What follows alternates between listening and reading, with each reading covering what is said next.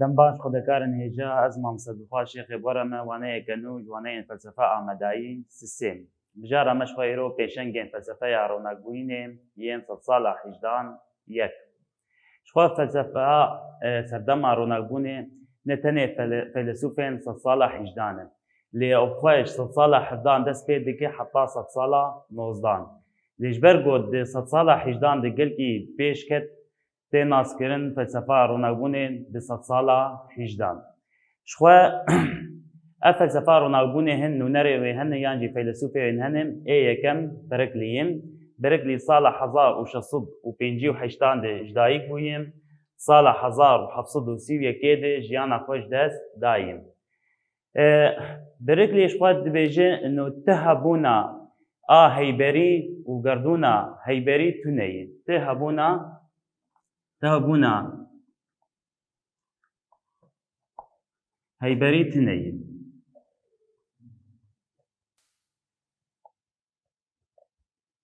یانجی گەردوونە مادی ئا هەیبەری خوا تونەیە شخوا ئەڤ نەڕیناوینا باندۆر لە فەیلسوفێن ئێ ئینگلترای کری و تایبەت ئێ سەد ساڵە حیژدانش بۆ یەکێ تێ ناسکردن وەکە ڕێڤەبەرێکی هشی ڕێڤەبەرێکی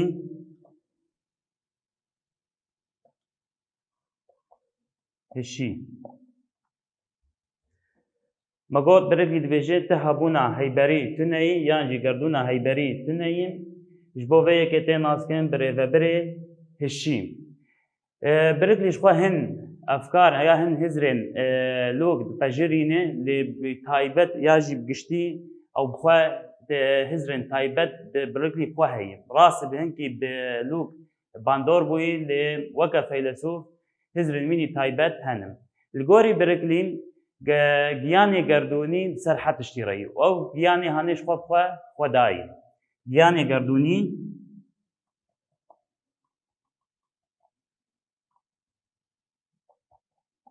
li ser her tiştî reyî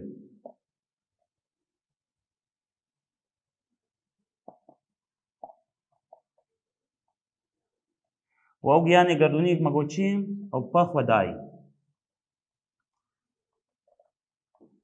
me got birêkî dibêje giyanê gerdûnî xwe ser her tiştî reyîn û ev tiştê hanê xwe çi ye ev giyanê gerdûnî xwe çi ye xwe dayê li gorî birêklî hemê heyînê hen ya hemê hebûna heye hebûneke giyanî ye hebûneke giyanî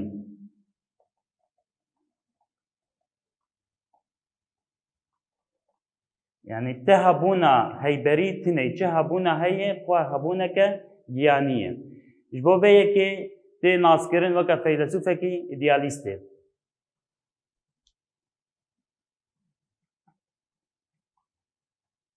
ji ber ku dibêje te hebûna heyberî tune ye hebûn tenê rawanî ya giyanî ji bo tê naskirin weke feylesûfekî îdealîst ji xwe jiyana heyberî û rewşa heyberî û dawî de avabûna civakî hebûn jêr tune ye me got jiyana heyberî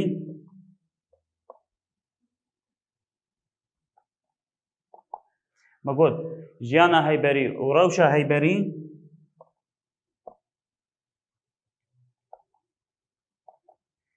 û avabûna civakî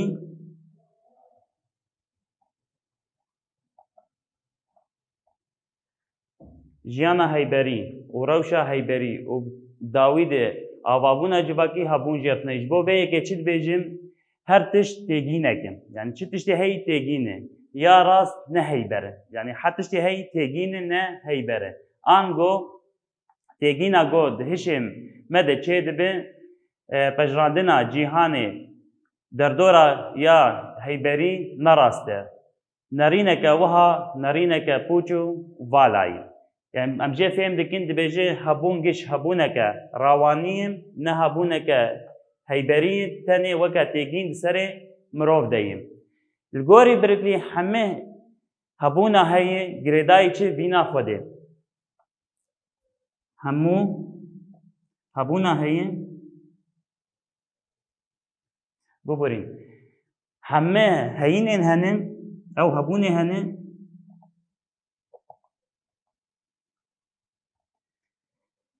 گرێدایی vîna xwe da.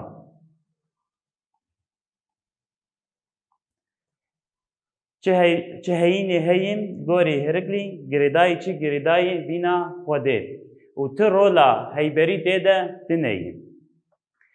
Wek vêdekê birêkî dibîne hemû hebûneke giyanî ye. Ji bo vê yekê ev nerîna hinê jî dibêjin çi giyan perest.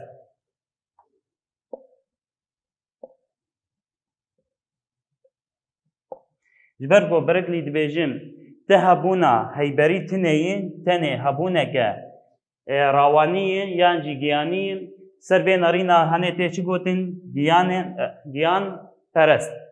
Vî rengî birêklî nerînê xwe pêşkêşî me dikim. Ana xwe feylesûfê min ê didwakî David Hume. David Hume xwe sala 1711 de sala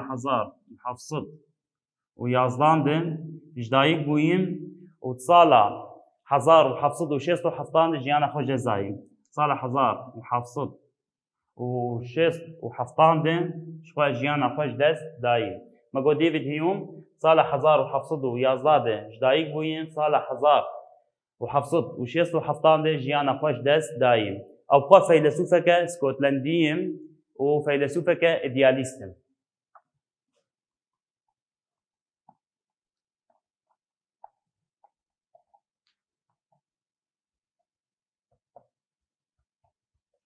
Me got sala 1711 ji dayîk bûyî sala 1767 de jiyana xwe ji dest dayî. Ew xwe feylesûfeke Skotlandî ye û felsefa wî na ji xwe felsefak îdealîst in. Birêklî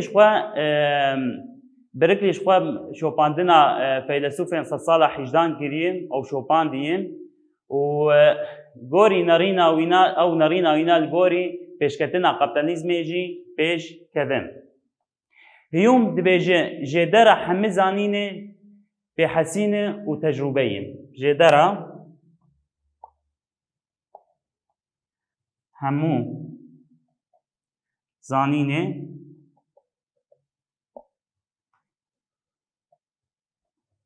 pêhesîne û tecrûbeyê ezmûnkirin e.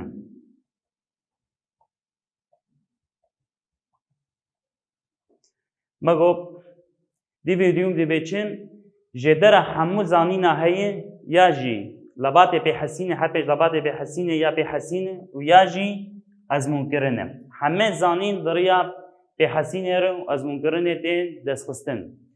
Ji xwe li gorî Hume tecrûbe ji me dide xuyakirin sedem û encama wê na û têkiliyê navbera sedemê û encamê de. Sedem û encam û têkiliyê navbera sedemê û encamê de.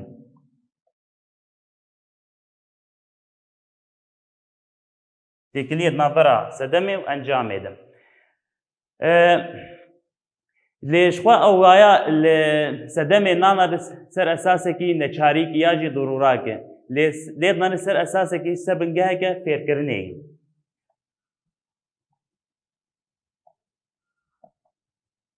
Wek me got Hume li felsefa xwe de dibêjim sedem û encam ji ber ku xwe dispêre pêhesînê û ezmûnkirinê û têkiliya navbera sedemê û encamê de. Ji xwe li sedemê nana re weke neçarîkê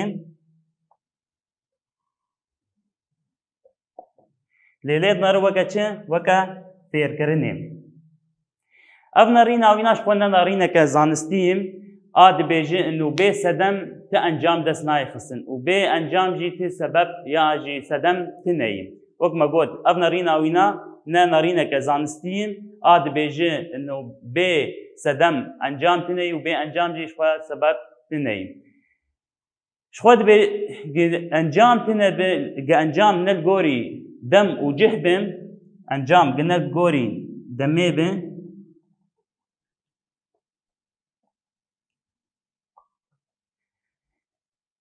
encam ne li gorî demê û cih bin ev sedema wîna ji xwe ne zelal e. Ev zanîna hinê tenê ne zanîsteke zanistî ye. Lê çi ye وەکە نەرینەکە قەدەرپارێزیە.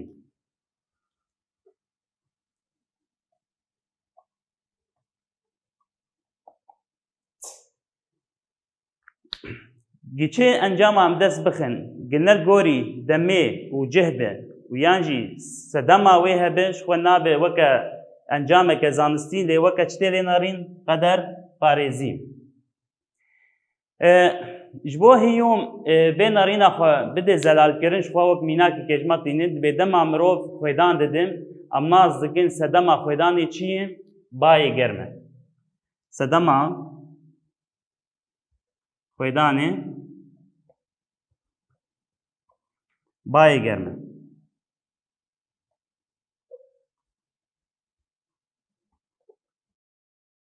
Wek me got mînakê ji me re hîyûm tînin dibê ji bo sedema xwêdanê çi ye? Dema mirov xwêdan dide em nas dikin sedema xwêdanê çi ye? Bayê germ e.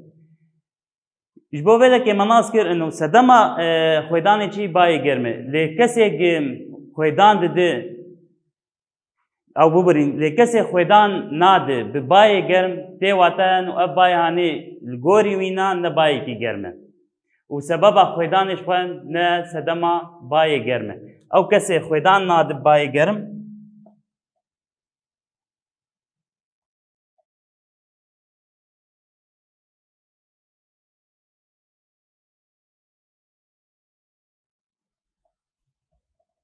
tê wata sedema xwêdanê ne bayê germ e.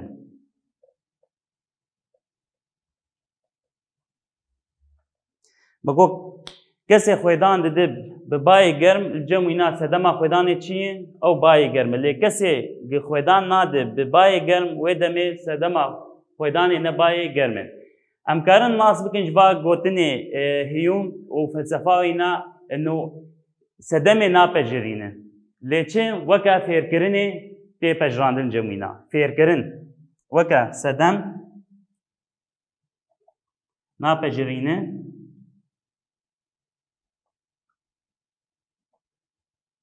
lê weke çi me got pejirîn weke fêrkirin.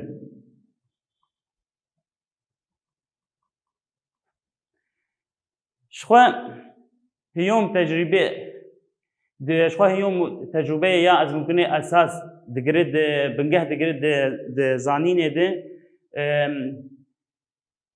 yanî tê wata zanîn hemû diriya pêhesînê û ji derve digiye mirov. Em dubare bikin me got dema mirov xwêdan didin nas dikin û sedema xwêdanê bayê germ e. Dema xwe bayê germ de û mirov xwêdan didin nas dikin sedema xwêdanê ji xwe bayê germ e. Lê ew kesê dema bayê germ tê xwêdan nade li cem wî na ji xwe sedema wê na ne sedema bayê germ e.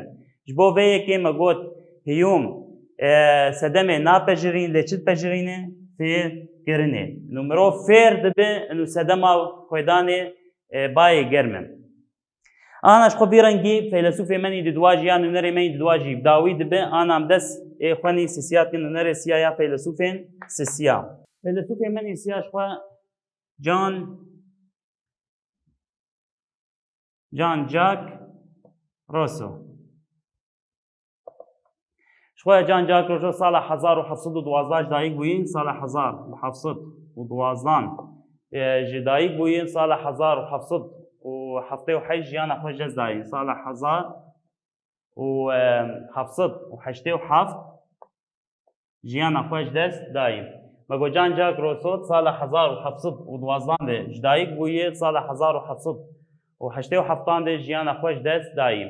Ji xwe awaya ji feylesûfeke ronakbûnê yîm felsefa xwe de behsa dewlet felsefa xwe de behsa dewletê dikin civak behsa dewlet û civak û perwerdem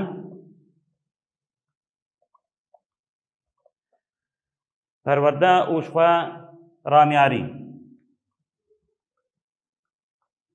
Me got feylesûfeke ronakbûnê yîm felsefa xwe de behsa dewletê dikin, civakê dikin, perwerdê dikin û ramyarî dikin. Li gorî Rousseau ji xwebawerî û serbilendayî li cem kesan ew sedema pêşketina zanist û hunerê ye. Serbilendayî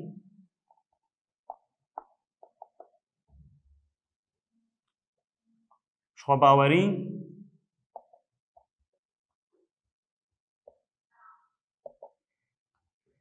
ئەو سەدەما پێشکەتنە زانست و هونەرێ.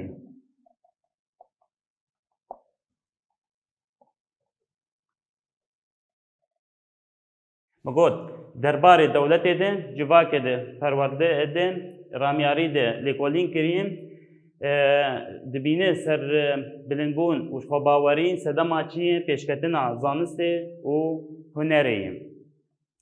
Berîbacî wêna dibêje jiyana tembelî ya jî tiralî jêdera çi ketin û pûçbûna civakê ye. Beramberî wêna mirov kesekî tembel biyan tiraliyê be dibe jêdera çi ketin û pûçbûna civakê ye. Li gorî Rosso mirov xwezaya xwe de miroveke qenc e. Mirov xwezaya xwe de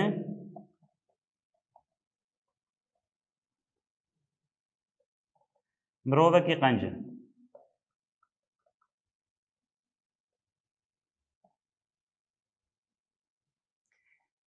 Ji bo vê yekê çi dibêjim Rosso mirov di xwezaya xwe de paqij û vala ye. Di nava jiyana civakî de teşe û dirûv digire û di encamê de ew bi taybet lê peyda dibin. Bi rêya pêşketina pêkanîna mirov di pêşketina civakê re derbas dibe. Li gorî Rosso ew li gorî Hizirvan Rosso pêşketina rewşa civakî tiştekî serekeyî jêr e. Pêşketina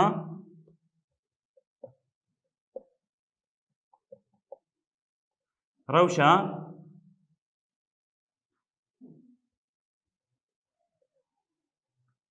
civakî ji xwe ewaya kareke serekeyî.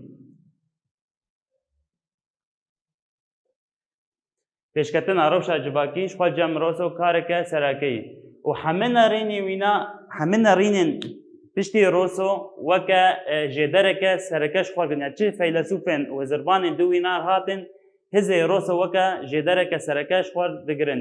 Mînak sala 1780 nehan de dazanîna mafên mirovan lê Fransayê ser esasekî yan bingeha fikrê Rosso hatiye avakirin.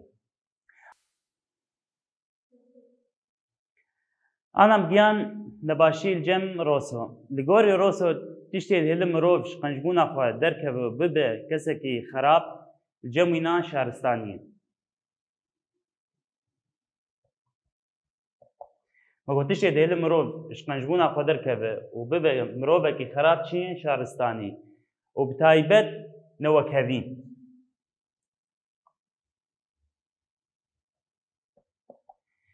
Newekevî û zilm û ketxwariya mirov.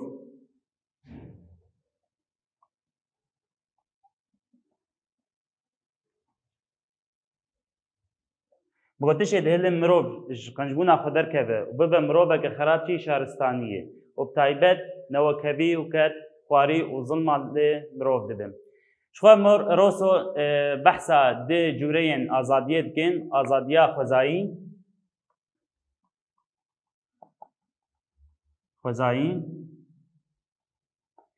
û azadiya civakî.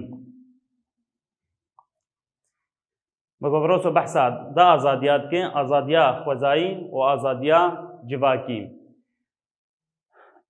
Ji bo ku mirov vegere miroveke qenc divê ew civaka hanê li pêş keve û mafê mirovan li pêş keve û bi taybet pêşketina perwerdê.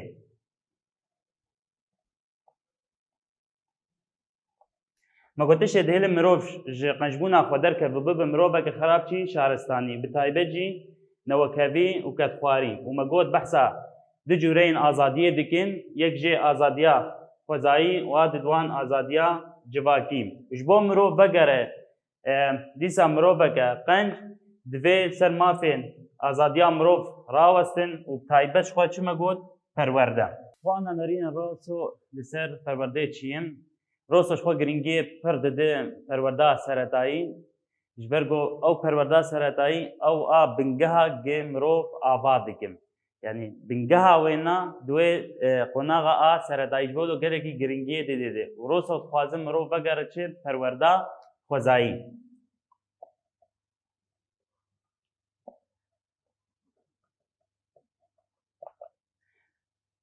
مگوت روسش خو سر پرورده سرطایی بنگه دگرش خورش برگو مروف او فتره هانه یا او دم هانه تید مروف نه تی آوا کرن جبولو گله کی سر پرورده سرطایی سکنم و خوازم مروف تمی ام بگرم پرورده خوزایی انا ابنارین روسو تی چه واته شخو زاروک حتی سالا پنجان جی ناوا آوابونه دیی هن تایبەتمەندی خۆش خۆ زگماکی دەگرم هێن تایبەتمەندی خۆ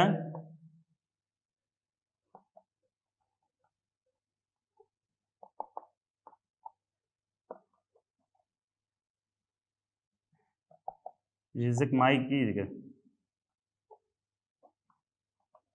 لێ پڕێ تایبەتمەندی خۆ ئاحەری گرنگ خۆ هاوردۆرە خۆ دستینە ئاگە ئەو جێگە تێدا دژیم یعنی پرانیا تایبەتمەندی خۆ ڕاست هەنگی زگماکی دەگرێت لێ بێتری تایبەتمەندی خۆ ji derdora xwe digirim ji ber got navêçî ew derdora hanê gelekî bandorê li jiyana zarokê dike divê qonaxa hanê din roso bêtirî xwe ser wek me got perwerda a xwezayî a bibirîn a seretayî dirawestin ji ber got mirov divê temenê hanê temenê pênc salî di nava derdora xwe de ji bolo gelkî ser perwerda a seretayî tê rawestandin û dibîne xala herî sereket vê qonaxa hanê de ji xwe bizgirêka perwerdê îro roj cem hemî dewlet da xaleke serekeyî ji ber got mirov bi perwerdê xor dibe û bi perwerda kêm ji xwe tê şkenandin ji bolo wek bizgirêkekê ji hemî dewletan re ev xala hanê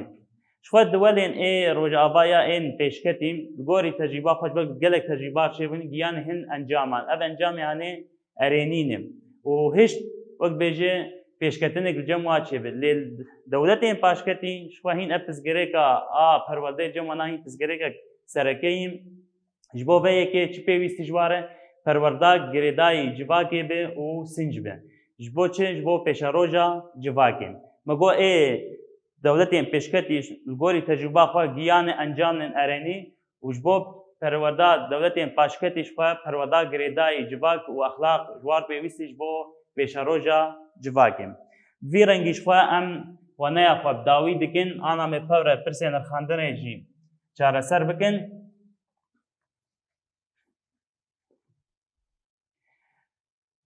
pirsên nirxandinên pirsa yekem nerînê biriklî di gerdûnê de binirxîn li gorî vî feylesûfî giyan gerdûnî ye di ser her tiştî re ye ev jî xwedayê biriklî bi vê nerîna xwe heyîna tune tenê giyanî dibîne bêguman ev nerîneke îdealîst e jiyana heyberî rewşa heyberî di encamê de avabûna civakî tune dibîne pirsa min di dû xwe çavkanîna zanînê li cem hiyûm şîrove bik hiyûm çavkanîna zanînê di pêhesînê û ezmûnkirinê de dibîne li gorî wî bi ezmûnkirinê têkiliya sedem û encamê derdikeve lê sedem jî weke neçariyekê napejirîne ji ber ku sedem weke fêrkirinê dide diyarkirin pirsa min îsîsiya xwezaya mirov li cem roso binirxîne mirov li gorî xwezaya xwe baş û rind e hêza mirov a xwepêşxistinê û xwebirêvebirinê heye bingeha nerîna roso dide diyarkirin got di vê çaçoveyê de di xwezaya mirov de başî û rindî heye û veşartî ye pêwîst e kêmasî û pir başiya mirov di hebûna ramyanî de civakî de werin lêgerîn vî rengî ji xwe waneya mevdawî dibe heta waneyeke de û bibînin kêf xweşiyê de